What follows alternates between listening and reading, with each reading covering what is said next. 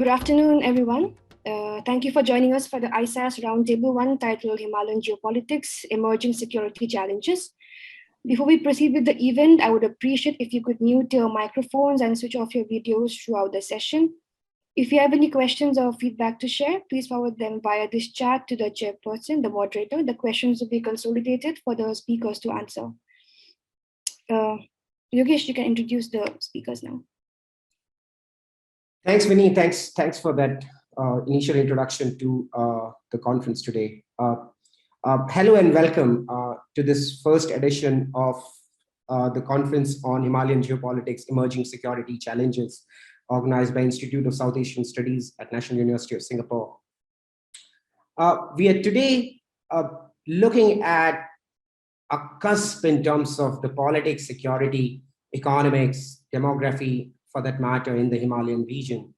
And today we have a very exciting panel to discuss some of these emerging trends in Himalayan geopolitics, particularly concerning the security challenges in the region. But before I introduce our panelists today, let me highlight three major trends which I see are somewhere down the line going to define, are already defining or going to define how Himalayan geopolitics would evolve. First of all, James Scott, in his very interesting rendition called The Art of Not Being Governed, talked about how hills, particularly mountains, are immune to state sovereignty and state penetrability. That was for a long time true also in the Himalayan region, which is very much evident in the kind of insurgencies and armed revolts which were happening in the Himalayas. But for the first time in history, the states have penetrated or are penetrating the Himalayas like never before, and extending the reach of the state, which is largely responsible, which is technology and connectivity are largely responsible for it. The extending reach of the state has also led to increasing interaction on the borders, for both good and bad, in a sense that if you look at increasing interaction, connectivity is a major asset. On the other hand, you also see new confrontations enveloping new territorial claims, old territorial claims, new territorial claims for that matter. So, the increasing interaction in that sense serves all kinds of purposes. The last interesting trend which I see is the whole arc of the Himalayas, from the Hindu Kush to the Burmese Himalayas, for that matter, is imbibed with some kind of authoritarianism, some kind of populism, some kind of nationalism, for that matter, which in some sense leads, creates, sinews for more instability, and conflict. And these are the major trends as I see them, which are going to define the geopolitics and security of the Himalayas. And I think for that reason alone, we have organized this panel today. Let me introduce our panelist. Our first speaker is Dr. Swatha Siddha Sarkar, who has been an active researcher who has actively researched Himalayas for quite some time, and has a teaching career at University of North Bengal. He has served as at the Center of Himalayan Studies as a professor and is currently the director of the center. Our second speaker is Dr. Sonika Gupta, who has a PhD from Jawaharlal Nehru University in Global Politics and Chinese Studies, and is currently an associate professor in Chinese Studies and Global Politics at Department of Humanities and Social Sciences, Indian Institute of Technology, Madras. We also have ourselves Major General retired Binod Vasnat, who has served in the Nepalese military for almost 35 years and has served in many capacities, as is very evident from his very illustrious career in the Nepalese military, but also in the strategic community. We also have a speaker from Pakistan, Dr. Zafar Nawaz Jaspal, who's a professor at the School of Politics and International Relations, Quaid-e-Azam University, Islamabad, where he teaches international politics and national defense, national security issues. Lastly, we have one of our colleagues, a young colleague from China, Zheng Haiki, who's doing his doctoral research at Institute of South Asian Studies.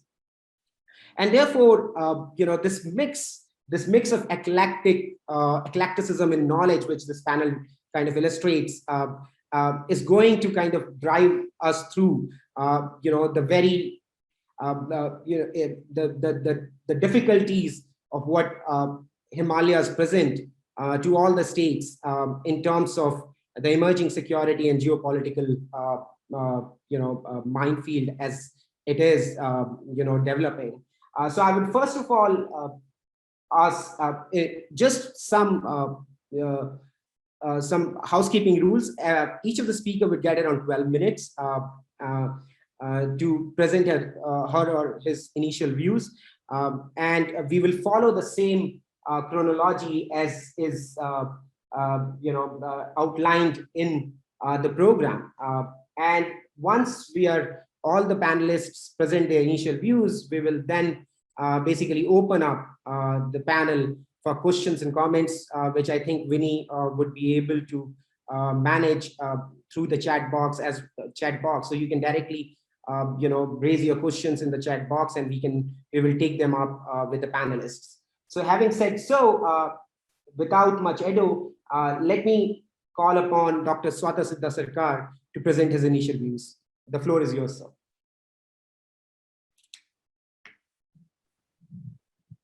Thank you, Dr. Yogesh, for handing over the floor to me. I just want to begin by thanking Professor C. Raja Mohan, the director, ISAS, and the team for having organized this significant roundtable on, as the title says, Himalayan geopolitics, emerging security challenges. And also, I'm thankful to them for thinking of me as one of the speakers for today. Without wasting any time further, I just want to begin my presentation, which I actually want to read, because as you can understand that within 10 minutes, I may not be in a position to touch upon all the issues that I want to share before this audience. So that's why I thought it would be wise to go through the text that I have written than to simply go on talking on the issues, which may minimize the scope of my discussion. So if you are okay, then I just want to proceed. Shall I, Yogesh-ji? Please go ahead. Okay. So in this discussion, I basically wish to present a kind of a conceptual audit of questions pertaining to geopolitics and security concerns while talking or thinking about Himalaya. It's my view that perhaps we have been examining Himalaya mainly through the coordinates of geopolitics and security, while relegating others as either irrelevant or incompatible. In a certain sense, intellectual concerns of Himalayan studies were shaped by the assumption of fear, suspicion, rivalry, invasion, encroachment, and pugnacity. If earlier it was Russophobia, then now it is xenophobia or Pakphobia that largely determines our concerns on Himalaya. Within the domain of geopolitics and security, Himalaya is conceived through its outside, a process that decolonial scholars like Pauline Houghtonji refers to as extroversion. Ironically, it is the Delhi, Beijing, Islamabad triad and not the mountain per se that defines our concerns about Himalaya. I surmise on my own that as social scientists, are we not really leading Himalayan studies towards the dead end of violent social science practices?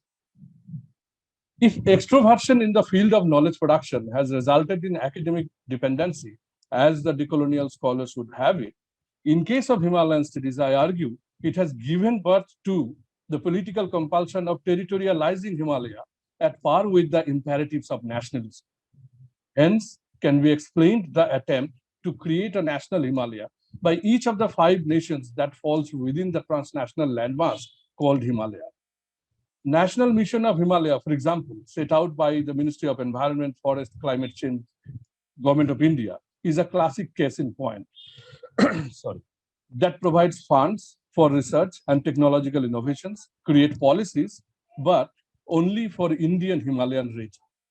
The mission document avowedly claims, and I quote, the government of India has come up with the mission in recognition of the fact that Himalayan ecosystem is important for ecological security of India, unquote.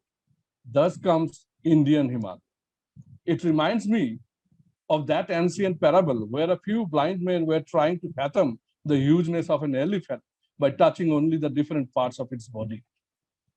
In fact, by considering cartographic fixations as the natural limit of scholarship, we have overburdened Himalayan studies with the concerns of the state in place of people, culture, market, or ecology. It is in this context I argue that India's understanding of Himalaya is informed by a certain kind of realism, as Himalaya continues to remain as a space largely defined in terms of sovereign territoriality, in contrast to alternative imaginations like, say, community, culture, ecology, or market. While I do personally believe that such an alternative conceptualization of Himalaya is not only possible, but also necessary, although I do see little hope in the way our social science imagination and practices have shrouded our doing of Himalayan studies from within. Himalaya's territorialization bears a colonial legacy, which also sets up its post-colonial destiny as played out within the acrobatics of nation states and their power dynamics. The arbitration of relationship between and amongst the 5 nation states falling within the Himalayan landmass failed to transcend the approach derived out of the given categories of territoriality, sovereignty, and difference. As such, the fact that lines of peoplehood and national border, especially within the context of Himalaya, never coincided, is bound to give birth to tension while working out projects predicated upon national sovereignty. Given this historical logjam, what we can only expect is the escalation of territorial disputes as the immediate fallout when distance demolishing technologies are adopted by constituting nation states to secure their respective territories falling within the Himalayan landmass. It needs to be recognized that political borders and cultural borders are not the same thing. Political borders are to be considered as space-making strategies of modern nation states that do not necessarily coincide with the cultural borders. In other words, while statist imagination has a tailing effect in the way border is understood in political terms, culture in that sense defies the political connotation of border, or at best considers it as permeable, penetrable, connective, heterogeneous, and could be accounted for mainly through dreams, passions, flows, and livelihoods. The singular statist conception of political border would then appear to become polysemic or even rhizomatic when viewed in cultural terms, and by extension in terms of trade, ecology, or environment. It needs to be realized that human security cannot be possibly effectively appreciated through the paradigm of sovereign territoriality, although state systems operating within the Himalaya have failed to devise any other framework to grapple with the issue of security. More often than not, the state has dominated the agenda of defining the domain of non-traditional security, besides setting the tone of approach to handling traditional security threats. Interestingly enough, it has often appeared as a fact that the measures to deal with traditional security threats from outside have in fact triggered non-traditional insecurities on several fronts on the inside. Keeping these realities in context, I argue that there could be several alternate ways of reading geopolitical and security concerns of Himalaya. And if the statist meaning is privileged over and above those of the anthropological, historical, cultural, and ecological ones, it would continue to reflect a set of mental processes predicated on a certain conception of spatial imagination that could be anything but un-Himalayan, or, for that matter, antithetical to the very idea of Himalaya itself. I raise these questions that how long one should go on referring to the Himalaya as the largest biodiversity hotspot, or as Asia's largest water tower, or as susceptible to climate change and ecological vulnerabilities, or as culturally and linguistically diverse region, sharing a common historical pool of resources, communities, cultures, civilizations, and memories. When would these terms of references be predicated in our social scientific attempts to understand Himalaya? To think like Himalaya is therefore to think through its images that are central to the ways through which we conceive of the Himalaya. Consideration of the effects of these images that might conceivably have practical bearings is the whole of our conception of the Himalaya. There are at least 4 such images that I want to reflect on. Number 1, Himalaya as a space of power. Number 2, Himalaya as a space of commerce. Number 3, Himalaya as a space of meta-community. And number 4, Himalaya as a space of social metabolism, or simply Himalaya as an ecological space. What seemed interesting to me is the fact that these images do not converse with each other, and in the absence of any such conversation, critical engagement between images have not really taken place. In the process, what happens that the first image, that is the image of Himalaya as a space of political power, which actually grasps Himalaya in terms of territoriality, sovereignty, and difference, emerged as an apotheosis, thereby relegating other images and their constructs as unhelpful, if not meaningless. No wonder if someone thus locates a kind of epistemic violence that is perhaps continuously being encouraged in the world of Himalayan studies, I would say it would not be far from the truth. Having said all this, I now just make my position very clear, and it is very simple. I consider that Himalaya, being naturally evolved phenomena, should be understood through frameworks that have grown from within the Himalaya. Himalaya needs to be visualized with an open eye and taken in as a whole instead of in parts. Unlike the ancient parable of blind men's effort to understand the hugeness of an elephant that I have already talked about, time has come when we need to take position between the Himalaya as a national space and as a space of dwelling, instead of avoiding our encounter with this ambivalence. And with this, I think I have concluded whatever I wanted to share. And thank you. And I hope I am in time, maybe. Thank you, Dr. Sarkar. That was very much within time limit. And thank you for laying down the conceptual landscape of our ontological and epistemological engagement, or rather, I should say, the limits of our engagement with the Himalayas, and laying down both the statist model, which prioritizes political power, over alternative models of engaging with Himalayas, which are built upon the considerations of society, culture, economics, for that matter. So thank you so much. But still, in a sense, that I'm always reminded of Kenneth Walt's argument at some point in time, that academics would like to transcend the world and policymakers try to live in it. And I think, that is both, in some sense, emancipation and pragmatism, in some sense, are both required, in a sense that they take us forward. So therefore, some of the next presentations, in some sense, are going to take upon the threads which are left by Dr. Sarkar, and take us forward on this panel discussion. So I'll now invite Dr. Sonika Gupta to present her initial views. The floor is all yours, Dr. Gupta. Thank you, Dr. Yogesh, and thank you, Institute of South Asian Studies, for inviting me to this roundtable. It's always educational, I find, to be on a South Asia panel when we have voices from China as well.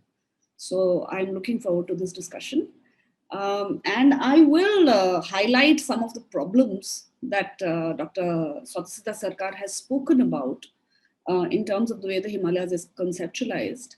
But I will relate it to what are the problems that are presenting themselves as urgent issues in geopolitics. And I agree with the conceptual framework that Dr. Sarkar has presented, because it does bring us pause for thought that since 70 years now, at least since the existence of two of the largest countries as independent or independent countries in this region that share the Himalayas, we have not got a handle on how to deal with issues of territorializing the Himalayas. So while I'm highlighting right now what the geopolitical imperatives are and what the emergent security challenges are, I do agree that we will have to look beyond our existing mechanisms and our existing conceptual frameworks to look for solutions to these problems. So what I would like to focus on very narrowly is what is the issue that is of urgent, that needs urgent attention in the Himalayan part of, in the Indian part of the Himalayas that borders Tibet. And as we are speaking, the situation on the ground is changing, in the breadth of the Himalayas from the Hindu Kush right down to Burma. And the two main urgent things that we need to kind of factor in, regardless of which geopolitical challenge we're talking about, is the withdrawal of the US and the change of the situation along the India and Tibetan border in Ladakh.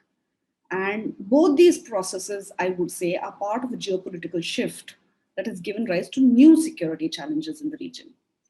And while these challenges might be localized, they are of concern to South Asia in general because they are directly related to some of the urgent concerns of environmental degradation that are presenting themselves as very important problems that countries and downstream nations are going to be facing. And one of the things which I think doesn't get spoken about enough is the fact that the militarization of the region is contributing to that in a very massive manner. So whether the conflict is in Ladakh or whether it is in another part of the Himalayas, the territorial impulses are creating associated problems that, if the region cannot pull together and assess and address together, this is already proving disastrous. It's not likely to, it's already proving disastrous for the South Asian populations in general. And what I will talk specifically about is the Indian part of the Himalayas stretching from Ladakh to Arunachal as it borders Tibet.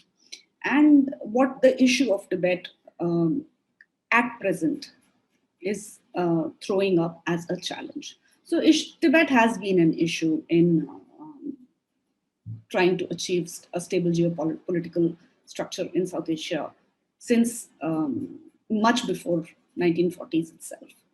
And there are two ways one may understand this after the establishment of the PRC and the Indian independence. So one could understand the issue of Tibet as a border issue between India and China. Or one could understand it as an outstanding issue of Tibetan self-determination. In both the cases, right now, the Tibetan issue has seen some recalibration of policies and positions over the last 5 years on the part of all actors involved. That includes India, that includes China, that includes the Dalai Lama and the Tibetan government in exile, right? So since 47, that is since Indian independence, the Tibetan issue has, as we are all aware, had been the forefront of India's security and political calculations vis-a-vis China. And it has produced a set of policies to balance China as a neighbor, sometimes as a large neighbor that India saw as a possibility for a third world ally, sometimes as an aggressive neighbor, sometimes as an economic partner. But there have been a set of policies that have evolved, trying to balance India's interests with China with the core concern of a settled border with China. Okay, in this, Tibetan self-determination has usually been a secondary political concern, right?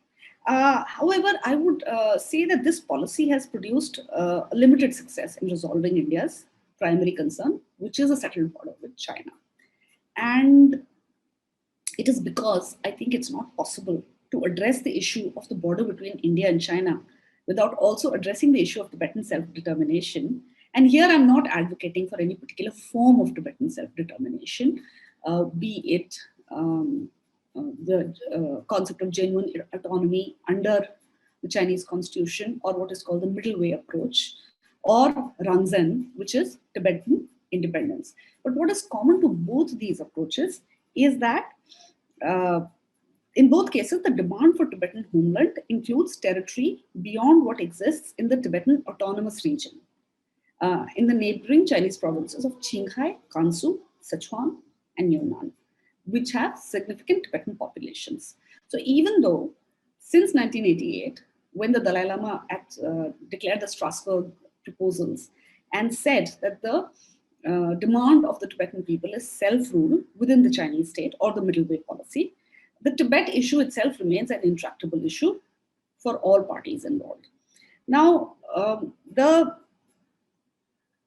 Chinese concerns, part of the reason for this for China is that Chinese concerns with the presence of the Dalai Lama in India continue to be a major issue in India-China relations, and the presence of the large Tibetan exile population here as well. And even at best of times, these concerns have not, they might not have been raised at different negotiations, but they've always been present, right? And even during the times when India and China were doing, relatively well in cooperative border management, like for example, during the 90s when the two treaties of border management were signed in 1993 and 1996. Even at that time, when we built a workable conflict regime, called conflict management regime, we were not able to get a handle on this particular issue because this has not been made part of the negotiations from any side, right? And however, I think right now the situation on the ground has changed significantly. So since the Galwan Valley clash in 2020, what has happened is that it has endangered the existing mechanisms for ensuring peace and tranquility on the disputed border, right? And I would say Chinese actions in Ladakh should not be understood as isolated instances of aggressive military use of force in responding to localized factors such as India's push for greater military infrastructure along the borders, or even as a response only to the reorganization of Jammu and Kashmir in the year before last, right? And I would say we have to look at the broader picture here. And the broader picture is that since 2004, I would say, when Hu Jintao announced what was called the new historic missions of the PLA, there has been an incremental change in Chinese policy in the use of force in China's approach to territorial disputes. And it might not have been this visible in the last decade. But if you follow China's approach to territorial disputes, especially in the South China Sea, there is evidence, there's ample evidence to support this, that China has seen a lot of value in a very low cost, low visibility kind of approach to creeping occupation of marine features, while at the same time building economic cooperation with the littoral states in the South China Sea. So one of the things that happened, for example, in 2012 was the setting up of a completely new city on Woody Island in the Paracels called Sansha City. Now, this is a completely new city set up on an uninhabited island which had no fresh water. Any fresh supplies of water had to be trucked in from Hainan, or had to be shipped in from Hainan. And now China it has declared the the distance between the strip of water, not the strip of water, the large part of the South China Sea between Sansha City and Hainan as Chinese custom territory, which now it patrols, right? And this gave rise to concerns regarding freedom of navigation in the South China Sea. And I would say one has to look at China's push into Doklam and Galwan as part of a similar access denial strategy. And it's become much more visible with the coming in of the Xi Jinping government. And I would not say it's only an initiative of the Xi Jinping government, but it has definitely become much more visible. So what has happened with the coming of the Xi Jinping government is that they have publicly removed any last vestiges of Deng Xiaoping's foreign policy approach, which was bide your time and hide your capabilities. and they've replaced it with a very clear focus on the role of use of force, both internally and externally, and especially in recovery of what China calls its lost territories. So you have seen this with regard to not just the South China Sea, but also Hong Kong, right? And there seems to be, from social media observations of China, which I'm not saying are the only way to assess policy, but there does seem to be a lot of public support for this, right? Now, following this, what has happened in Tibet is that religious and linguistic repression has also increased manyfold, right? Hi, Since, Sonia. yeah. This last 1 minute for you. Yeah, sure. What has happened, what has concentrated the Chinese concerns is the issue of reincarnation, right? With the advancing age of the Dalai Lama, the Chinese concerns with regard to reincarnation have become very urgent, as they have become within the Tibetan exile community. Now, with the passing of the Tibetan Support Policy and Support Act in the US Congress in 2021, the US has thrown its weight behind, saying that it's only the Dalai Lama who should decide where he will reincarnate. On the Dalai Lama's side, he has not announced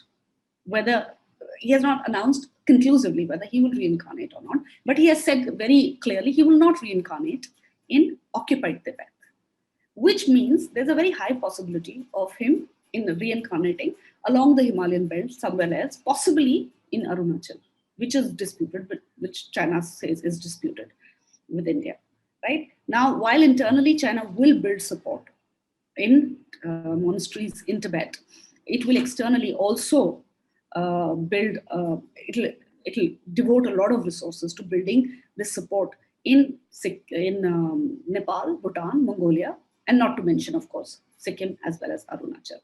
This is likely to spill over into the existing mechanisms that we have for building a workable conflict management structure with China.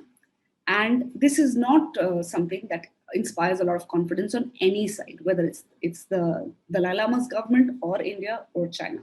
India will have to make some very difficult decisions whether they will allow for recognition and celebration of the reincarnation on Indian territory.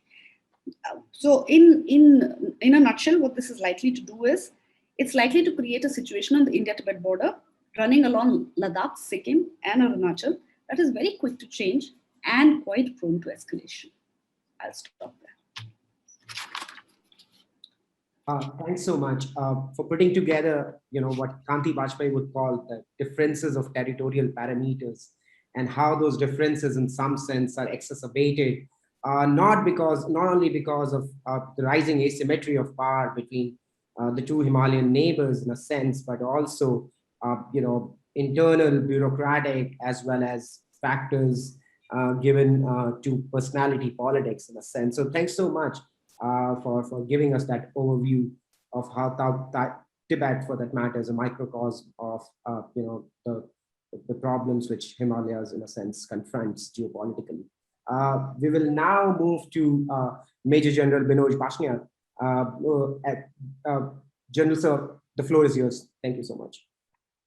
Yeah, thank you. Thank you, Aisat, for inviting me on our virtual roundtable discussions on a very imperative subject.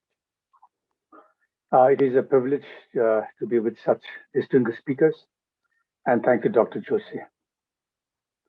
There is no disagreement that the global shift from Europe to the Indo-Pacific region is one of the central components for the Himalayas to be more vibrant for many decades to come.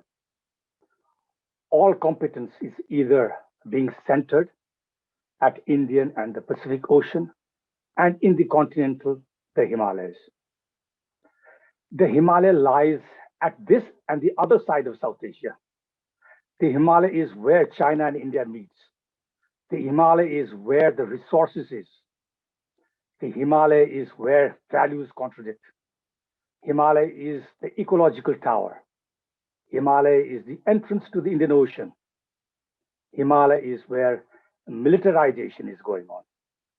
Now, Himalaya has always remained important and visible after Tibet was annexed India was independent, and the other 5 nations along the Himalayan, bordering both China and India, except Afghanistan, just borders China, as well as 3 nations, Bangladesh, Maldives, and Sri Lanka, meeting the Indian Ocean, finding a space in the security architecture being questioned, and now perplexing about the upcoming regional order. For better understanding, the Himalayan arc can be divided into 7 subregions. Far western region is where Myanmar, eastern Arunachal Pradesh, India, central is Bhutan, Sikkim, India, and Nepal. The middle is Uttarakhand and Himachal Pradesh, and the western is Ladakh, Gilgit, Baltistan, Pakistan, and the far western Afghanistan. So I would like to express and communicate to the listeners and the wider audience on 2 aspects. One is the doctrinal imperatives, and the second is what this means to the central sub-region, particularly Nepal. So I will now examine 5 doctrinal imperatives. One is change the geography. The Himalaya and the south of the Himalaya has formidably changed, and it is more accessible due to variation of environment, strategic communication infrastructure, and political interest and political will. China's economic assistance and military engagements are assisting for political influence and strategic interests in South Asia, which was India's security and political area of interest. Economic expansion, political influence with geopolitical theory, that the string of pearls and the Belt and Road Initiative, which covers Eurasia, Central Asia, but of the 6 corridors, the projects through the Himalayas are in the central region is Nepal-China trans-Himalayan multidimensional connectivity network. In the western sub-region is the China-Pakistan economic corridor, and the far eastern sub-region is Bangladesh, China, India, Myanmar economic corridor, and the China-Myanmar economic corridor. So this positions China's firmness and a will to be a bridge to the Indian Ocean as an alternative land-based route. So 80% of China's energy resources go through the Malacca Strait. Second is the diverse geopolitical situation. So the geopolitical narratives with China's rise and political influence across the Himalaya can be assumed in a power competition, cooperation, and now confrontation between China and India in the Himalayan region and South Asia. So the militarization of the Himalaya can be an example of 2 powers' interests being more political with risks of threat in defending the Himalaya region. For China, the province of Xinjiang, Tibet, and Yunnan along the Himalaya in the same way is very imperative for stability. Third is the great power rivalry in shifting in our part of the world. So 5 policy documents of the United States, whether it's the National Security Policies 2017, Indo-Pacific Report 19, National Defense Strategy, Policy of South Asia, Nuclear Posture Review, and now the withdrawal of the United States and Allied forces from Afghanistan reveals the delicacy of responsibility. The military coup that happened in Myanmar now, so these also can be zoomed and linked with China and the United States power competition. The focus and priority of the United States, the EU nations, and the NATO's defense assets in the region, the building up of Chinese defense assets along its Tibetan plateau, and the activities of coordinations are all indications of a larger power game compromising the competition between the 2 largest economies. Fourth is the geopolitical compulsions is visible. Value-based dimensions is also in roles. Democracy versus totalitarianism, communism is underway. Fifth is the resource competition. I will highlight just 2. Our hydropolitics test is well observed. 10 river sources, 9 countries, 7 South Asian greatest rivers, forming the largest river run from single location, Tibet of China. 46% of the world's population depend upon rivers that have their headways in Tibet, including the Ganges. And second is the REM, rare earth minerals. So 90% of REM, and essential for every single electronic device, or 44 million metric tons required by the world today, is supplied by China. After China, based on reserves, volume is Vietnam, Brazil, Russia. US holds 1.5 million metric tons. Afghanistan is also assumed to be sitting on the vast reserves of minerals, including 1.5 million tons, valued about $1 to $3 trillion. Part two, Nepal as a central sub-region in the Himalayas. Nepal, Bhutan, and Sikkim is also a sensitive and perceived as a probability of threat to both China and India. Nepal stood as a buffer, but the opening and the likelihood of strategic connectivity with air, land, and train from the Himalaya to the borders of India and the trends of geopolitics will put up with the regional linkages which will uphold security, diplomatic, economic, and political consequences. Though all 6 mountain passes from China to Nepal are vibrant and strategically promising, the Kalapani area, which is 416 kilometers to Delhi, located at the northwest end, and the easternmost Olangchungula is 41 kilometers to the Siliguri corridor, known as the Chicken Neck of India. Both these areas are the 2 districts that border China and India. Kathmandu is 70 kilometers from the border Rashwagadi from Tibet of China, and 71.4 kilometers from Khasa. So the protocol of transport and transit agreements allows Nepal to use 4 seaports and 3 dry ports in China. So these corridors are hoped to enhance economic activity, but as confrontation is evolving between China and India also will bear security ramifications. The Nepali army launched a military operation to disarm the Khampa, or the Tibetan rebels, in 1974. So now let me highlight 4 geopolitical trends in Nepal. One is India and China's rapid growth in both economy and political influence in South Asia. Second, the strategic communication networks north to south as part of the BRI projects.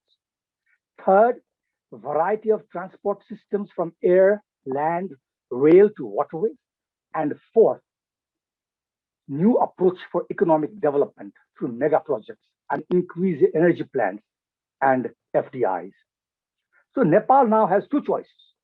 One is enhance security capabilities, spend more money on security forces, including defense, with a question of feasibility. Second is a political and diplomatic resolution. Adopt peaceful political measures, similar to Switzerland in Europe in the late 1940s, or re-energizing the zone of peace, which King Birendra in 24 February 1975 materialized.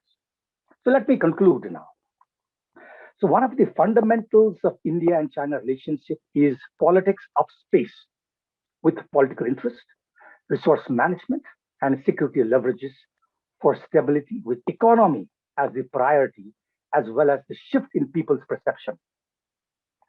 Quad looks vital for prosperity and stability in the Indo-Pacific regions and the world. Would there be a military alliance to pressure and bring in China? United States during the Cold War opposed wherever the Soviets sought to take inroads and interventions acted. Nepal must be very cautious with vital grounds and would assist heavy armaments maneuvering that has viability for Indo-Sino conflict. Small nations on the Himalayan arc are vulnerable. Militarily important grounds along the borders needs to be identified and well protected today before controversy erupts. A review and revising the state of border management is of great necessity, as well as adopt a separate border security force in or long terms with immediate plans for execution in Nepal. So the militarization and the incidents in transpiring will lead to political security, political economy, political social dynamics, and has regional and global implications. So countries will have to look at the occurrences at the Himalaya with possibilities of a long-term strategic impact, with the question, what is the great game? Thank you, Dr. Joshi. Thank you so much, sir, for not only outlining the importance of the Himalayas for South Asian, and even global politics, geopolitics, but also in a sense giving us, a view from Kathmandu of its own dilemmas and choices, and the policies which might, in some sense, provide some succor for the countries, for not only for Nepal, but the Himalayan states as such. So thank you so much for doing that. Moving on, to our three panelists. So in some sense, it appears to me that even if we conceptualize, we would like to conceptualize, and we should in some sense, as Dr. Sarkar pointed out, should conceptualize the Himalayas more from bottom up rather than top down. In some sense, the reality of it is taking us towards in a very different direction. So my question to all the three panelists in that sense is that how and whether we can actually draw back, pull ourselves back from the confrontationist mode we are already in terms of sealing of the borders, in some sense of this greater interaction, both across the Himalayas, but also between the states. And this confrontation, this interaction, as I said in my introduction, has both advantages and disadvantages. Connectivity is a great advantage. Territorial claims, old and new, reinforced by nationalism, populism, are obviously a negative externality. So if all the three discussants in a panelists in a sense can wear a hat of futuristic predictions, where do they see the region going, and what would be, in a sense, in their thinking, some of the ways to kind of retract back from the precipice we are actually staring at. So I will start with, in the reverse order, with Major General Binoj Basniar, and then to Dr. Gupta and Dr. Sarkar. General Sir, the floor is yours. Okay. Now, before I answer, let us look at two aspects. Okay, two general aspects. The first is, and like South Asia is altering. Okay, so these and which was maintained by the security architecture, with India being more vital for South Asia. So this happened in the late 40s, like after India's independence, like China's occupied of Tibet, 1949-50. So most of the events has been taking place right from the independence to the late 1970s, like the annexation of Sikkim, independence of Bangladesh in 1971. And that was the time when Nepal felt that, so that is why the proposal of a zone of peace, which is supported by 130 countries, did not materialize. But so that is one part of the Himalayan region. Now, second part comes prominently after 2017. Okay, that is the Doklam dilemma that lasted for 73 days. One. Second is the 2019, when the Indian Parliament abrogated the Article 370 of the Indian Constitutions and forming two union territories, Jammu and Kashmir and Ladakh.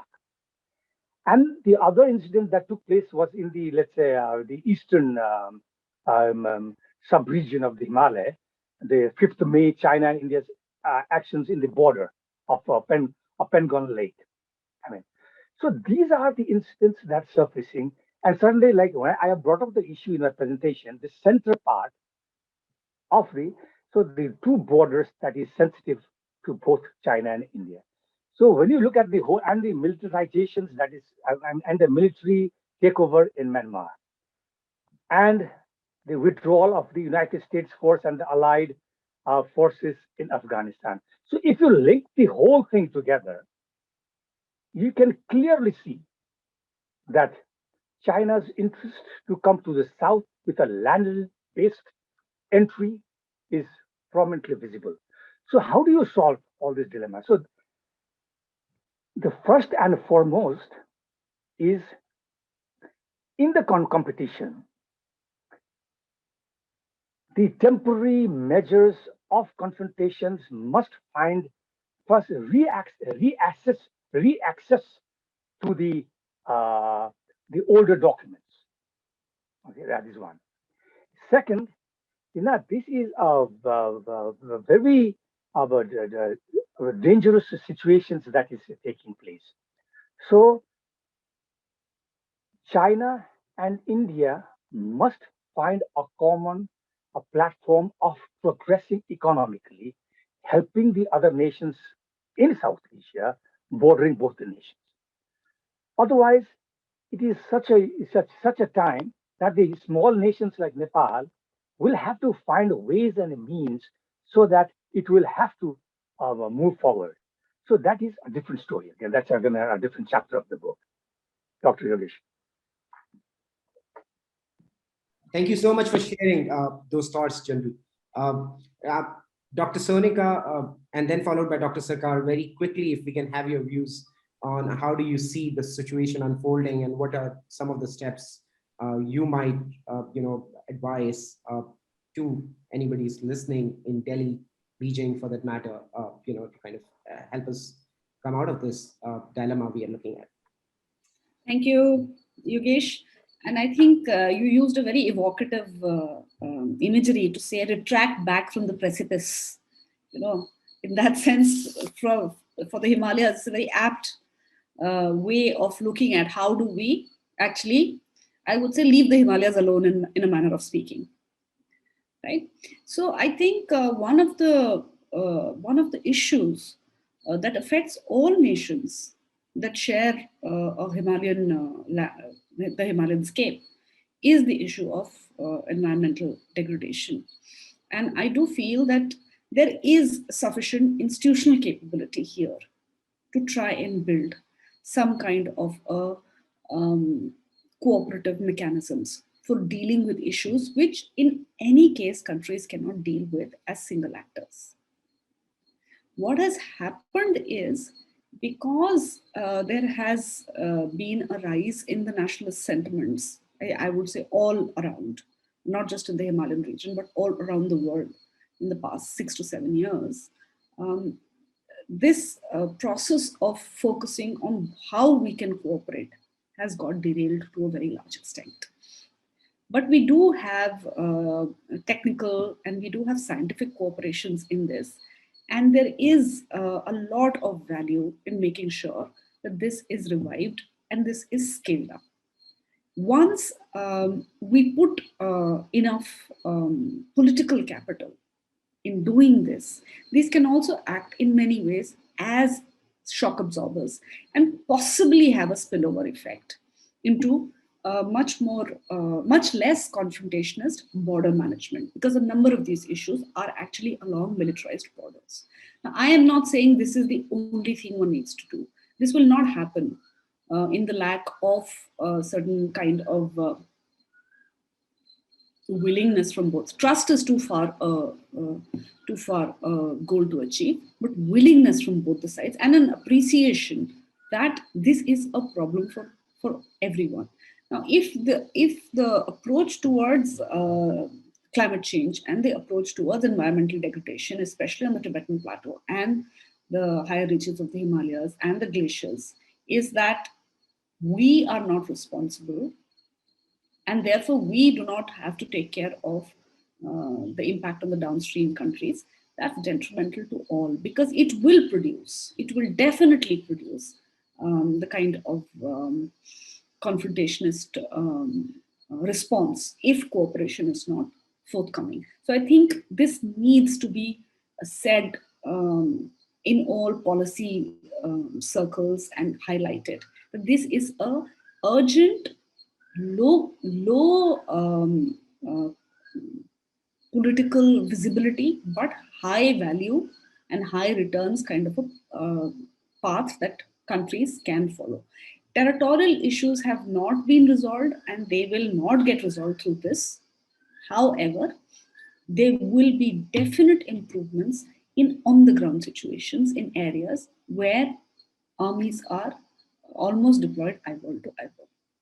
So this, I think, in a manner of speaking, I would say is where I see some hope for building some kind of a cooperation.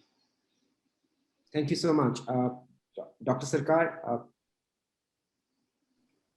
if you have any thoughts on that, and then we can move to I've just been notified that we can move to high key afterwards. Dr. Sarkar, if you have any thoughts at this stage on where we're moving. Right. Yeah. Yeah. Thanks, Dr. Joshi, for putting the question, which is basically what I tried to do. And you were absolutely right when you framed my presentation as a kind of a bottom-up approach that I was trying to invest in, while on the other hand, we are mostly familiar with a top-down approach. But anyway, also the other relevant question, the way the realities are changing in terms of the power game that's at play in the Himalaya and in the surrounding region, how then to think of educating these issues, particularly if I take my position to the bottom-up issue.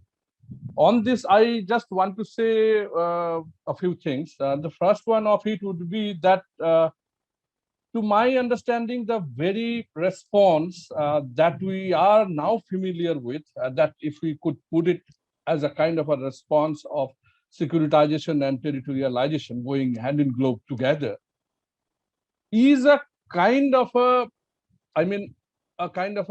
intellectual and social science position. It's not that it had came from without, right? I hope that I could make the sense when I and also can relate it with when Dr. Sanika was talking about that we have been following the same paradigm while dealing with Himalaya for the last 70 years or so, right? So my position was essentially on that still we are carrying forward the colonial legacy in order to deal with Himalaya, although there are the possibilities of having alternative formulations. But we are not very careful on that, and we are not even ready to see Himalaya even when the matters of the questions of security comes in. I hope that I also made a statement which probably all of you might have noticed, that in fact the very attempt to adjudicate the traditional security threats, by which what I mean the border issues, or maybe diplomatic questions, or maybe the political conflicts between and amongst the nation states. When, for example, India, I am not very aware of what all other states are doing on this front. For example, in India, if we look at it from that vantage point, that what Indian state is doing in terms of securitizing or in terms of strengthening its grip over these questions. And when it is doing that, particularly I can cite you an example. For example, Sikkim, this is very near to my place where I am located now. In Sikkim, for the last 3-4 years, one railway project is going on. And that railway project is not meant essentially for the local population, but it is basically meant for the military access to the high ridges that is there in Sikkim, and which is very close to China, right? So it is understandable that it's a national project. But the point is, when this project is continuing, it is creating havoc in the local society. So my humble submission is that where are we going to, right? So if securitization is the answer, then what could be the solution to this local, a loss that you can compensate even both to people as also to the nature by way of creating tunnels after tunnels, and you have an access, military access. So what is it going on, and what is the intellectual premise of it? And when you argue on that line, you will find the intellectual premise is the still 75 or 70 years and more old vantage point that is still making sense of. So it is on that sense I was trying to articulate something that perhaps that time has come that we should not keep on waiting for a kind of the miracle of commons to come up. Rather, if we go on doing that, expecting and expectations, that probably we will be having a kind of the devastation of the commons or the tragedy of the commons to come over. So on this, just one further point that I want to add, that there are possibly ways of doing this, and this is going on, right? For example, there is a superb collection of essays that comes up that talks about non-Western IR theory, right? There are attempts that talks about planet state. There are issues that talks about environment and IR theory. So where this statist imagination is first of all being questioned and subjected to other formulations. Sure. So that is what I was trying to frame, right? No, And thank you so much. Yeah, thank you so much for putting that together. I now have Heike back with us. So Heike, the floor is yours if you can hear me. Yes, I can hear you. Okay, great. Thank you. Good to see you. Yes. Yeah, sorry for the delay. Actually, my computer may have something wrong. Yeah, so I have to change to the phone. And I have a PPT and ask someone to help me. Yeah, just now we have talked much about the China-India border disputes across the Himalayas, and now we see the issue from Western view or Indian view, but now we can see it from Beijing view. So first, I'm going to talk about the border facts disagreements. Actually, that is the root of the China-India border disputes, since both sides have different understanding on borderline and the disputed areas. So they think that it is their own territory. So that is why I say that China is China is saying that he is just responding to India's aggregation, and also what China holds that it believes that the line of actual control made in November 7th, 1959, that is China's official position, including McMahon line in the eastern sector and some actual controlled areas by both parties in western sector. So we can see that in western sector, these two countries don't have a consensus. Then we can have look at this picture. Yeah, this picture is often used by Chinese scholars and to describe China's border with India. We have three parts: the east part, middle part, and the western part. It's just similar to what I said. And then to more clear about the border, we can see another picture. Yeah, we can see that China and India, they have different understandings about the line of actual control. So there are vast areas that that is disputed. We can see from the two cases. First is Doklam Standoff in 2017. The Chinese Foreign Ministry published some pictures. This one. This picture is from Chinese official. We can see that Doklam is in the Chinese side. But if we see from India's map, next picture, yes, we can see that India does not admit that. So India said Doklam is located at a China-Bhutan border. So he does not admit that Doklam is the And then we can see from 2020 Galwan Valley skirmishers. Next picture. Yes, this is from China. We can see that here at the top of the red point, that is Galwan Valley. So we can see that it is located in Chinese side. But next picture. Yeah, this is from India. We can see that it's a very different story.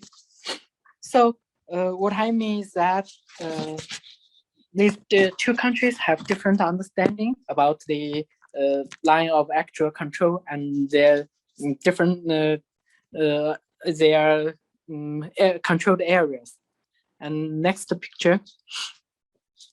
Yeah, next we are going to talk about China's perspective on border issues. First, I'm going to say that China is more willing to keep status quo rather than changing the situation extremely and rapidly. Actually, the US is still China's biggest threat in the near future. So China's focus is mainly on South China Sea and the West Pacific. That is China's priority. And South Asia and the Indian Ocean is China's secondary strategic direction, not determining China's future rise. That is said by a famous Chinese South Asian scholar. Also, as the US focuses more on great power competition, China has to allocate more resources on it and keep other areas stable. In China, we call it Weiwen. So China's basic principle is to avoid a two-front war, both with the US and India. And second, we can see talk about the reasons for border disputes from Beijing's perspective. From historical view, China holds that India has a strong motivation of absolute security. So actually that is based on the Great Britain legacy buffer zone. The buffer zone is in the past was Tibet, but when China is founded in 1949, the Tibet is cannot act like that role. So India has to repair their security gaps in China border and build a perfect land boundary defense. Especially when China begins to build some roads and infrastructures, India has to face China directly, and so he chose to develop equal military presence. Besides, India's recent move towards neighboring states also worries China. In 2019, India revoked the autonomy of Jammu and Kashmir, and China thinks that this would promote its forward policy in border area.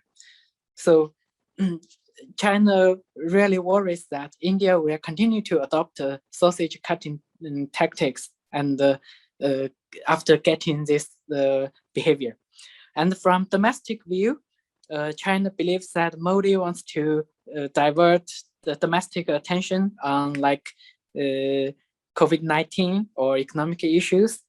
Actually, when in 2020, India was suffering from domestic problems, especially the pandemic and the economy. So in order to obtain more support and inspire nationalism, Modi took a hardening position on border issues. The evidence is very clear that India is not only have a conflict with China, but also with Pakistan and Nepal. And third, from systematic view, China emphasized that India's strategic partnership with the US is a strong driving force for India to take risky measures. Actually, this is the most important point that China focused on. Last year, a famous Chinese media, Global Times, published several commentaries. Nearly all of them pointed out that US suppression of China and support of India increased India's strategic strength in the Sino-Indian border. And the international environment is very beneficial to India. For many Chinese scholars, India's border action is to cooperate with the US to contain China and obtain benefits from the US, like weapons or trade agreements. Especially since 2020, India has approved relations with the US in the Indo-Pacific region.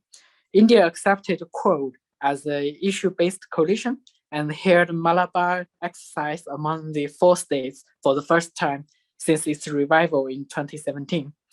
India also signed a BCA with the US. So these things signal to China is that India is US ally, and they will build a counterbalancing bloc targeting China. So we can talk about the third part, the Sino-India border dispute prospect. I think China is actually taking a two-pronged strategy or two-phases strategy. First, China tries to maintain and rebuild the bilateral consensus reached in 1988. At the official level, China continues to release goodwill after the bloody incident. If I can just intervene, you have 1 more minute. We have okay. 4:30. Yes. Sorry. Yeah, I almost done. Yeah, we can see in March 2021, one is that China and India are each other's friends and partners, not threats or rivals. And most Chinese scholars wish to rebuild a healthy Sino-India relations and assert that the possibility of large-scale military conflict between China and India is very low. So since that, even though India becomes the US ally in reality, China may not define it as an enemy. That is very important. The US has many allies, and it is impossible to regard them as China's enemy. China's attitude is that we can choose friends, but not neighbors. But on the other hand, China realized that it should respond to India actively and adjust its policy on India and South Asia. Yeah, I agree what Dr. Sonika just said. China's policy is actually undergoes a slight changing. At the beginning of this century, China imagined that these two countries were built Asian century, but now this view is fading out in official or academic discourses. China is giving up the illusion and turn to reality. From 2017 to 2020 incidents, China draws the conclusion that India won't be China's friend in global affairs and will use border disputes as a tool to distract China from development. So even if China shows goodwill, India won't put aside the disputes or say thanks to China. So this only if the systematic challenge still exists and they expand, the border issue cannot be solved immediately. So just as Global Times said, China needs to make good preparation for military struggles in the Sino-Indian border areas. We insist on resolving frictions in a peaceful manner. However, when India recklessly hits our bottom line, we must show our power. To ensure victory in the war, every conflict must be a lesson for India. Okay, that's all. Thank you, Yogesh. Thank you so much, IT, for those thoughts. So we have just 5 minutes left, and I would like to end this at the time allotted to us because there are other events as well after this. Just, I would like to go around the panel for their final thoughts, but I would also like, you to address particularly General Basnet. There's a question for you from Rajendra Sharma, where he's talking about, the Nepal's proposal for peace back in 1970s. Can I make a 5-10 minutes presentation? Yeah, is it possible? Actually, 5 minutes. We are almost running out of time, and I'm so sorry, but there are other engagements. I particularly have another meeting in like 15-20 minutes, so I have to end this as soon as possible. But please go ahead. If you can make your comments in 5 minutes, that would be great. Thank you. Okay, I will make 5 minutes comments so that my contribution will be all right. Okay. Sure. As I've been very much already pointed out about the Himalaya's militarization, and I do concur the previous scholars, I can start with this. A cult of the offensive seems to be in the offing in Himalayan politics. China, India, and Pakistan are moving towards more aggressive foreign policies, as evident in their actions during the recent years. And in this case, I can just recall here Pulwama 2019 military standoff between India and Pakistan, and Galwan limited border war conflict between China and India. So these two things, which kind of the trends we find, let me put like, and as earlier journal has also given a reference to geopolitics of the global. So we have a 6 trends: US polarization and retrenchment, China's rise, South Asian powers reassess their position because of China's rise, Modi India's distancing from Nehruvian non-aligned movement and constituting its strategic partnership with the United States, Pakistan, US 7 decades, strategic alliance quash, and there is a turmoil in Himalaya. These things have been further creating a trouble at the boundary level, and we find, as it already pointed out by previous speakers, some kind of spiral. So I can identify 4 things here. The boundary controversies between the Himalayan states have been taxing their bilateral relations. A few of them are possible flashpoints for armed conflict. India as a net security provider is a challenge, and Pakistan is not accepting. India, Pakistan, and China, they are exploiting intrastate conflicts for once or for their own strategic advantages. Many people have already mentioned about this China-India strategic competition. I'm just leaving it. But here we cannot ignore what is going on in case of Pakistan and India's, you can think how I can say there is an arms race in this triangular relationship. China's military buildup, refusal to join the trilateral global arms control, India and Pakistan's conventional and you can say nuclear military buildup, that leads us to important thing that there is an arms race between these 3 countries. At the same time, if I can just remind you that there is a probability of conflict escalation between China, India, and India and Pakistan. If this is the situation, I can say Himalayan crises are very much now nuclear flashpoint. India-Pakistan Air Force combat on February 27, 2019 was the first time in the nuclear history. China-India states border forces clashes in which India lost 20, Chinese as well lost soldiers on 15 June. Again, 2 nuclear armed state clashes. At the same time, we cannot ignore religiously radicalized militancy in China, India, Pakistan, which is creating more vulnerability. We have to take into account the extension of Afghanistan's anarchy, which is going to encourage transnational religious radicalized militancy in the region. So having said this, we have to be very careful and not ignore. So in a conclusion, in a shortest way, I can submit in Himalaya's geopolitical equation is not strictly a binary relationship. It's very much influenced by global, by the other direct. So development in global geopolitics helps Himalayan political entities and also spiral their bilateral conflicts.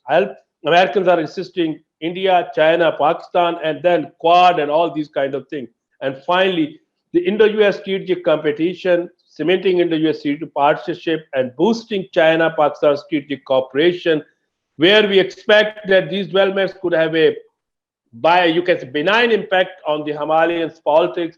But unfortunately, we have been seeing more, you can say, situation more inclining towards the conflict escalation, and that's why it will be very challenging for us how to maintain peace and prosperity in Himalayan region. Thank you very much. Thank you so much, Professor Jaspal. I would have loved to hear the whole of your presentation, but technology sometimes evades us. But thank you so much for putting that together. In a sense, giving us a perspective of that your presentation basically now completes all avenues which could be explored when we look about the geopolitics and security of the Himalayas. So thank you so much. I would have loved to kind of extend this session for a lot more, but we are going to extend this session for another 10 minutes just to have a sense of concluding thoughts, but also if you have any questions, this is the time. I'm going to basically start by posing the question which I was initially posing to General Basner regarding, which is posed by Rajendra Sharma of the strategic implications of zone of peace in the Himalayas and what can be done about it. There are two other questions which I think any of the panelists can take. One is, which I think is a very pertinent question, of the need for a regional institution which can maybe manage the security dilemmas in the Himalayas. I don't know how much of that is feasible because of already the SARC is already there. But another very interesting question of how small powers can balance big powers like China and India, for that matter. So if there is a very specific question for the general, but any of the panelists can pick up any of these rest of these two questions and combine them with their concluding thoughts. So I will start with Dr. Sarkar, and please keep it to a minimum of to a maximum of 1.5 minutes. Thank you so much. Over to you, Dr. Sarkar. Any concluding thoughts as well as any questions you want to answer? Yeah, thank you. And I think there was a question that, if I got it correctly, that someone has posed that the need for a regional institution which could amicably address this security questions, keeping into view the concerns of the respective regions, states, and whatever that falls within Himalaya. So on this, as you are also pointing out, that how much that is feasible, that again becomes a question, because SARC is already existing out there, and besides there is the great power game that is in operation. In that framework, how this appears as a feasible proposition, that's true. But I think that, yeah, this regional institution question is really needful and needed, and I don't know how this could be built up. Probably, if I could refer to that, just before the discussion had started, I was discussing this issue with Dr. Joshi and also with the other colleague of ISAs, that we do not have that much of Himalaya-focused research institutes in the Asian part, so to say. So yeah, so that taking that vantage point, I could see the strength that is there in the proposal. But the point and the problem is that we need to have a clear definition of the region, that what we mean by this. Because to our current contemporary dispensation, Himalaya appears to be a region of states, right? My proposition is that unless and until we transcend our understanding from this particular position, that Himalaya is not merely a region of states, it's a region of region. This is the position that I have also reflected on in relation to South Asia. So I think before thinking of a regional institution, we need to work on the idea of region itself while referring to Himalaya, right? So that would be my response. And overall, I would like to comment that this is kind of a wonderful occasion to engage with so many, significant, thought-provoking propositions being made. And especially this was a great occasion to hear from someone from Nepal, someone from China, and someone from Pakistan. So I really learned a lot of things. And with a final note, I just want to make, on the basis of the presentation that I have heard from Zheng, is that it appeared to me that we are still going by the same kind of statist way of looking at it, even though Zheng talked about the Chinese views or Beijing standpoint on the question. First of all, one particular question that if you could consider, that throughout the Himalaya there is political problem, and the bone of contention of all the political problems begins with the treaties which were unilaterally done by the British at their own whim and at their own expenses, right? So that's the area that we need to figure out, that it's not that it was being signed and taken into consideration all the views of the bilateral or even trilateral situations, whatever would be there. And the second point is that if you see that the entire region I mean, the Himalayan arc, starting from Kashmir and ending up out there to Arunachal Pradesh, there are political problems are coming up, and this relates to some kind of a position that Dr. Yogesh at the very initial phase talked about James Scott's view that probably there is a kind of a mismatch with the state structure that we are having in the mainstream or I would mainland. like you to kind of conclude now. Right, that's the last sentence. That the problem is there with the state structure in the mainland and the state structure that is there in the Himalayan landmass. So that maybe in a way give us a clear vantage point to talk about. Thank you. Thank you. Thank you so much. Dr. Sonika Gupta, just keep it very brief now. Yeah, so I have just posted something in response to the answer about institution building. There has been discussion of trying to look at some kind of a regional Himalayan council along the lines of the Arctic Council. Of course, there are many challenges to that because the Arctic Council is not an area which is territorially disputed. But there is a lot of thought that has gone into thinking of it as a third pole, as a geologically and ecologically sensitive area. So there is beginnings to that. And as a concluding comment, I'd like to say, I think academic research has a very important role to play in trying to show the path forward to not exacerbating the situation. And I think people engaged in academic research have to do better than presenting nationalist perspectives. And I would say this for people engaged in research across the region. And this is a problem of the region that studies on international politics and studies on policy analysis has often got hijacked by nationalist perspectives, and it has almost become like a purpose of policy analysis. So, for example, if we were to present an analysis, one thing we should be very clear on is that we present facts after we assess them in their own context, etc. So, for example, one of the things that could be re-examined is whether the Indian Prime Minister Modi was actually taking a hard stand during the Galwan Valley. There was a lot of criticism within India of the Indian government not taking a hard enough stance. So some of these things might need to be re-examined.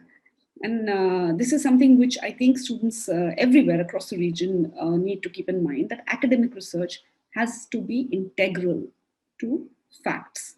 And this is something I would like to flag, because this is a collection of people who are engaged in academic research. Sure. Thank you so much. Major General Basniat, please keep it short, sir. Sorry for that. All right. Okay. I think there was a question as well as some points that I would like to make. I think we are at the state of the pandemic when big powers are putting their ways in issues of their interests. At the same time, I mean, we are missing the regional intergovernmental organizations where small nations could put their words forward. So in this state, we are talking about in the zone of peace, the question of zone of peace in Nepal. So I brought up the issue on the Switzerland in Europe in the 1940s.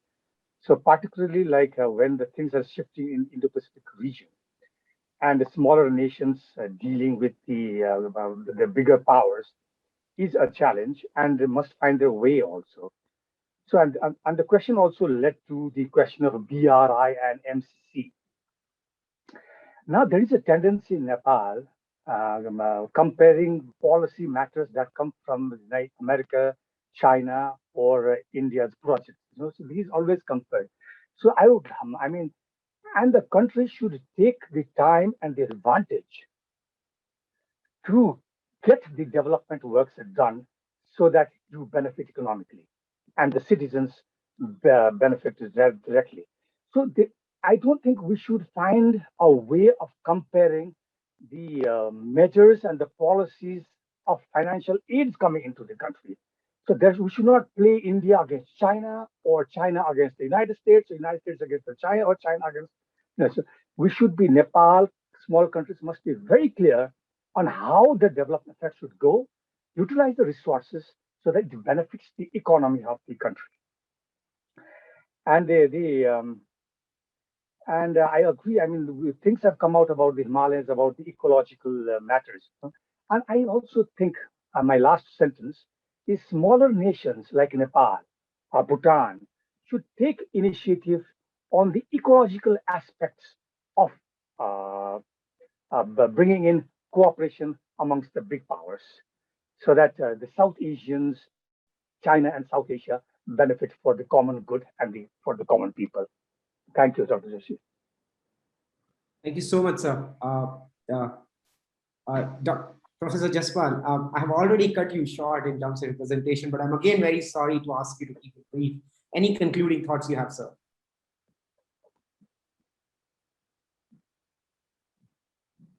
Professor Jaspal? Can we just go to Heike, please, now?